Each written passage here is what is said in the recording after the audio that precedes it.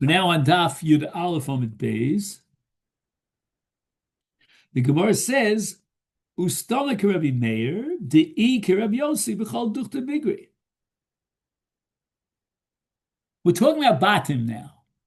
Rabbi Yossi allows you to sell houses to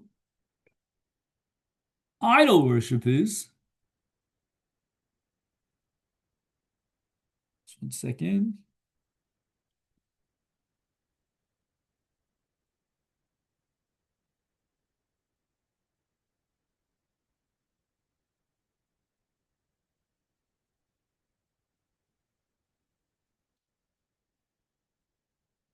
I'm sorry. Scratch what I just said. We're talking about rental. Sorry, I got confused. Yeah. Michlal on the bottom of the previous Amud. Mugre. Okay, Mugre, we're talking about renting. Now, wait a second. Rabbi Yossi allowed renting out a house to an idol worshiper, even in Eretz Yisrael. Kolshkein in Syria and Kolshkein in Chutz La'aretz. So basically, according to Rabbi Yossi, there's no scenario in which the halacha prohibits rental to an idol worshiper. And yet, we were medayik from the language of the Mishnah Michlal Deikadukta the Lomugri, that there's a place where you're not allowed to rent it out. Where is that place according to Rabbi Yossi? Ella, we have no choice but to assume that this Mishnah reflects the sheet of Rabbi Meir.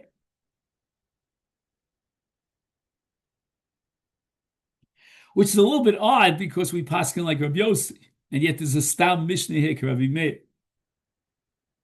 Next, the Mishnah says, "B'chol makom lo yiskar." When it comes to a bathhouse, the Beis HaMerchatz were very machmir because, right, it's Shem Olav. Everybody identifies it as the Jews' bathhouse. Tanya, we learned to the Brayso, Reb Shimon Gamliel Omer lo yiskar adam merchatzo li'ovi kochavim mipnei shenikra al shmo.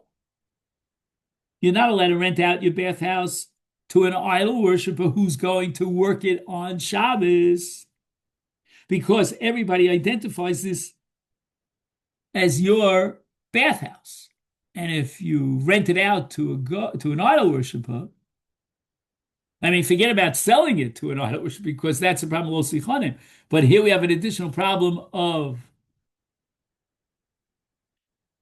Maras Ayin, because everybody identifies this as your bathhouse, and the bathhouse is up and running on Shabbos.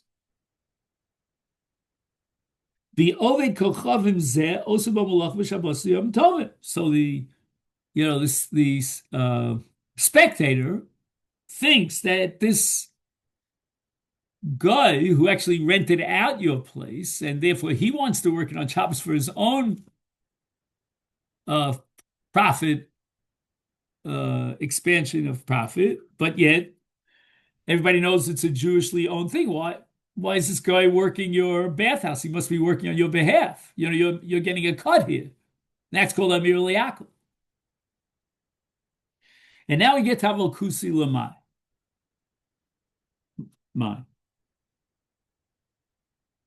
The Mishnah prohibits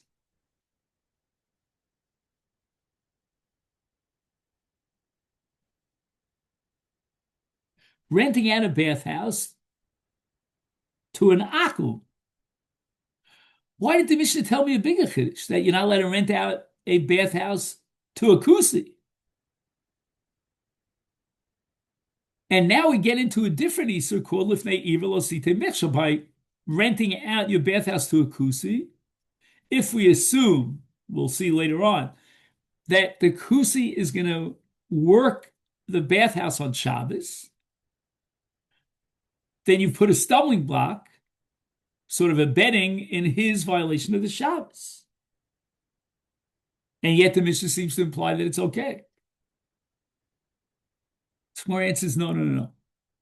The Kusim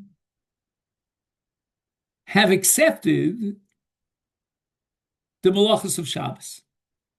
They will not burn the fires to keep the bathhouse operating on Shabbos, but they never accepted the rabbinic interpretation of the words Mikroi Kodesh as referring to Chol HaMoed to prohibit malach on Chol Hamoed. So when you rent out this bathhouse to a kusi, the Gemara asks, you are violating Lifnei Iver because he's going to work the bathhouse even on Chol Hamoed.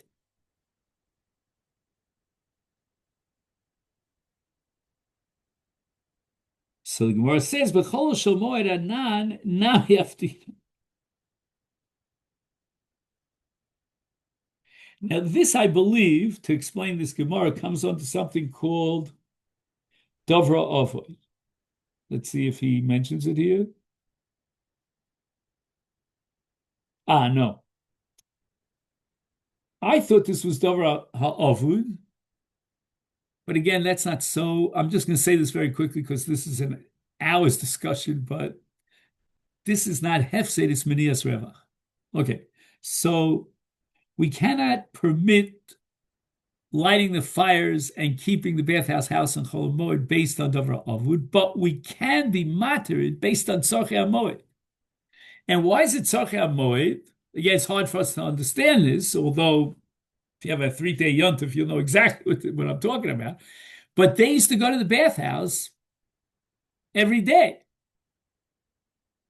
So on Chol Hamoed, you want to smell good and everything else. So you're allowed to heat up so we can't prohibit it because the kusim are going to work the flames and keep the bathhouse going on Chol Hamoed when we ourselves would keep the bathhouse going on Chol Hamoed.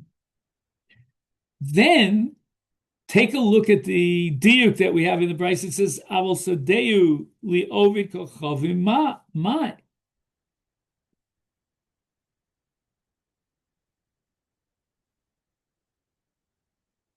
The Bryce says that you can't rent out your bathhouse to an ovid kochavim. Only a bathhouse? What about a field? Shari? And the Gemara says, yeah, it's mutter. My timer.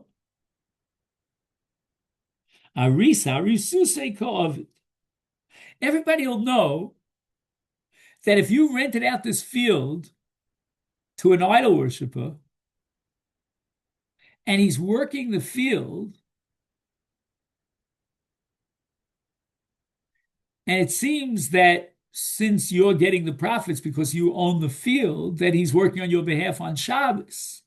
But the answer is that no one's going to entertain the idea that he's working on your behalf and you commissioned him to work. They'll realize that he's a sharecropper. He gets a percentage of the produce of the field. So he's working for himself. He's not working for you.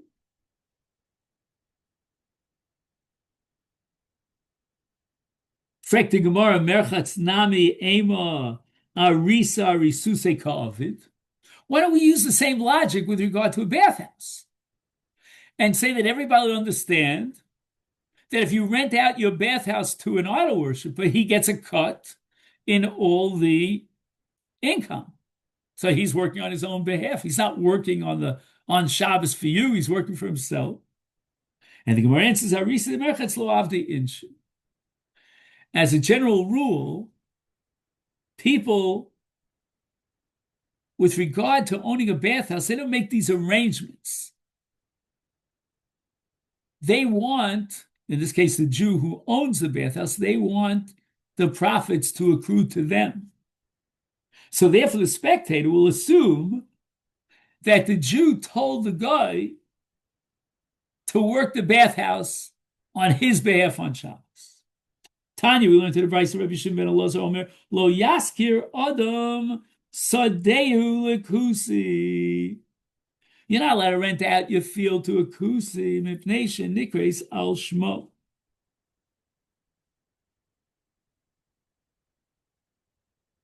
So it seems that when you rent out a field, everybody knows it's your field. In the case of renting it out to a guy, the assumption is that guy, if he works the field on Shabbos, he is a sharecropper. He is an oris.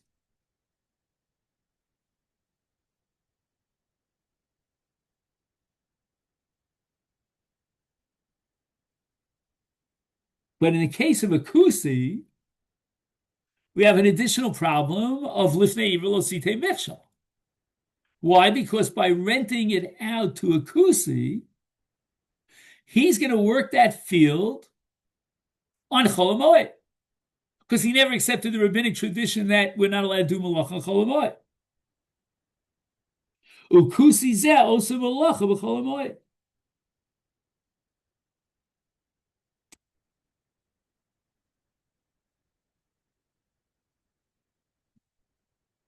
Just 1 second. So I think Rav Shimon ben Elazar.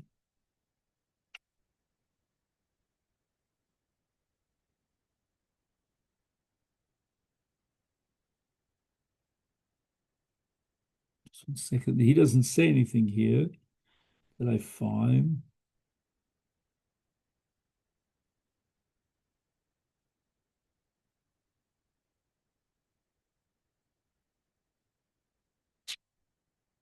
One second.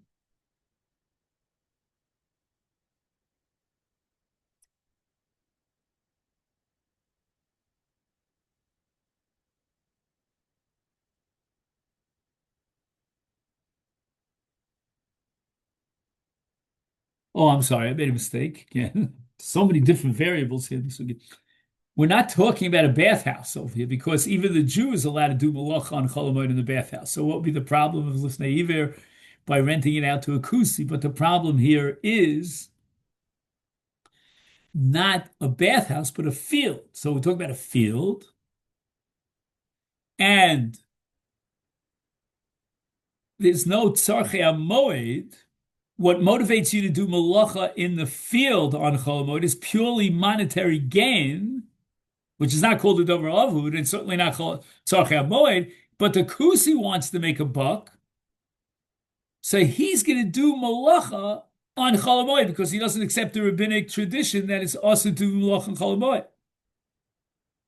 So by renting out your field to a kusi, and that rental includes Chol Hamoed, you're violating lifnei iver. And this whole sugi is based on the assumption that kusi gerei emes.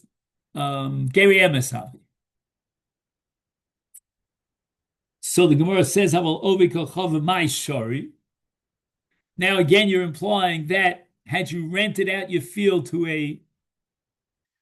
an akum, that would be mutter. Now there's no lifnei iver here in the case of an akum, but it looks like he's doing malacha for you on your behalf because you only rented it to him. We know the answer to this question. That's going to be an oris. No one's going to suspect that he's working the land on Shabbos for your behalf when he rents your field, because he's a sharecropper. He gets a cut in the income. The Amri Arisi, the Arisi of it. Yeah.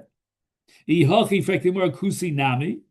Why not in the case of Kusi? Don't we assume that if you rented him a field, then when he is motivated to do the malacha, it's a profit for himself and not for you?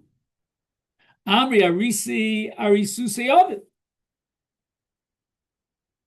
And the Gemara answers Arisusel Rabbi Shimon ben Elazar Leslie. Okay, so we're not going to assume that there's a sharecropper and he's doing the malacha on his own behalf. So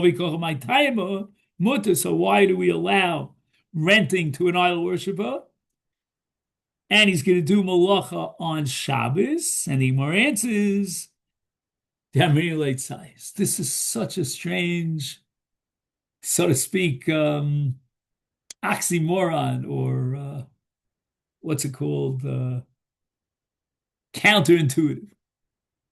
The guy is going to respect your desire, your request, that within the context of the rental agreement, he will not do malacha in your field on Shabbos. But the kusi's not going to listen to you. Fracting about kusi nami, Arina Levitzayis. Why not tell the kusi when you rent out the field that he should not do malacha in the field on Shabbos? I'm sorry, in the case of kusi, we're talking about Chol Hamoed, right? And he answers kusi lo tzayis. He's not going to observe it. Why? We know better than you. You rabbis, the Prushim, you interpret the Torah Shebal Peh as if the Torah prohibited malacha on Chol Hamoed. That's not so. The Kroy Kodesh, but not an Isra malacha. We know better than you. Our interpretation of the text of the Torah is superior to yours. We're not going to listen to you. We'll do the malacha on Chol Hamoed. Now, if the Kusi is going to do the malacha on Chol Hamoed, why give this whole explanation of Brisa? Because they're going to assume the specter that he's doing malacha for you because you only rented it to him and you're getting part of the profit. And the Gemara answers, Chadav Yod Ketani, Chadav Mipnei Lifnei Iver, Ve'od Mipnei Shendikreis Al Shma. Two different problems. Okay, Rabbi, say this is where we'll stop for today. And the Mitzvah will make a siyum tomorrow on the perek and go on to the next perek, which is the second perek of Avoda Zara on Chaf Beis. And in general, on Thursday, we have the shiur a little bit later, but now, if it's okay with the Olam, we'll make it at 6 o'clock. If there's any problem, please notify me. Have a great day.